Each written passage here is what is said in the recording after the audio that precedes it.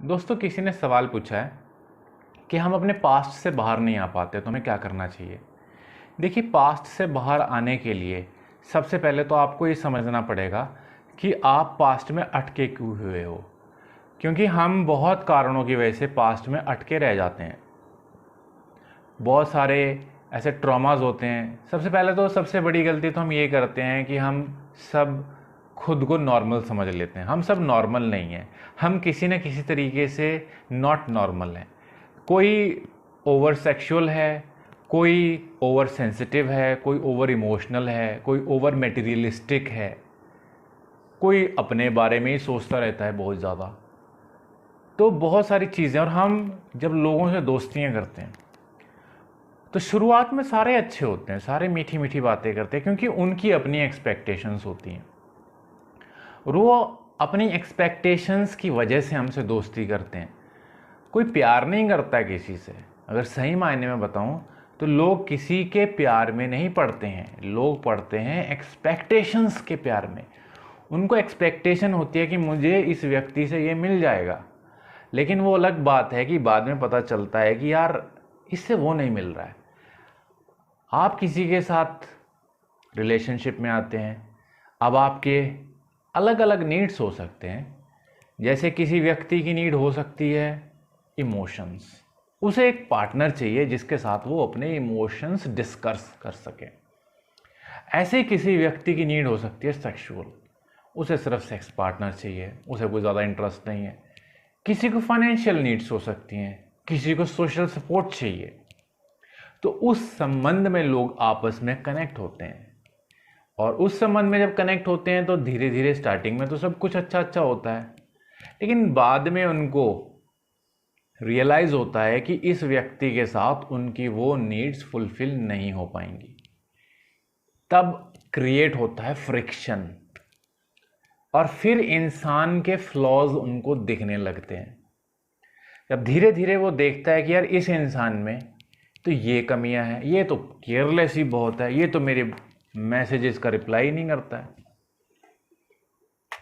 क्या किया जाए। स्टार्टिंग में तो सब बहुत एक्टिवली पार्टिसिपेट करते हैं, मैसेज करते हैं, एक मैसेज के 10-10 रिप्लाई कर देते हैं। बाद में तो उनको लगता है कि यार दोस्ती होगी, इसने कहाँ जाना है, कहाँ जाना है, इसने कर देंगे। जब ये चीज़ आ जाती है तब सारा खेल खराब हो जाता है। तो उसके बाद फिर लोग लड़ाई झगड़ा करते हैं, फिर शिकायतों का दौर शुरू हो जाता है, फिर शिकायतों के बाद झगड़े शुरू हो जाते हैं, फिर झगड़ों के बाद इग्नोर करना, इग्नोर करने के बाद वापस मिलना, वापस मिलने के बाद फिर से बातें करना कि अब ऐसा नहीं किया जाएगा, नहीं किया करेंगे। लेकिन फिर से शुरू हो जाता है खेल वही। क्योंकि लोग ना प्रॉब्लम को सॉल्व नहीं करते हैं, बैठ के बात नहीं करते हैं, बातों से भागते हैं। क्यों? उनको लगता है कि यार फिर से बात करेंगे, फिर से लड़ाई होगी, तो बेटर है अवॉइड करो, बहसबाजी से बचो, बहस मत करो। तो लोग ये बात नहीं समझते कि बहस और बात करने में फ़र्क होता है। आप किसी से कुछ पूछ रहे हो तो वो बहस नहीं होती है, पूछने का अंदाज होता है, टोन होती है। और अगर आप टेक्स्ट में बात करते हो, क्योंकि ज़्यादातर अब ऑनलाइन ही चलता है खेल, ऑनलाइन ज़्यादा दोस्तियाँ होती हैं, क्योंकि रियल लाइफ में किससे दोस्ती करें। रियल लाइफ में हमें डर लगता है दोस्ती करने से, लोग हमारे बारे में उल्टा सीधा ना बोल दें, हमें बदनाम ना कर दें। इंटरनेट पे क्या ब्लॉक कर देंगे, रिमूव कर देंगे फ्रेंड्स लिस्ट से। इसलिए ज़्यादा इजी अब इंटरनेट पे है।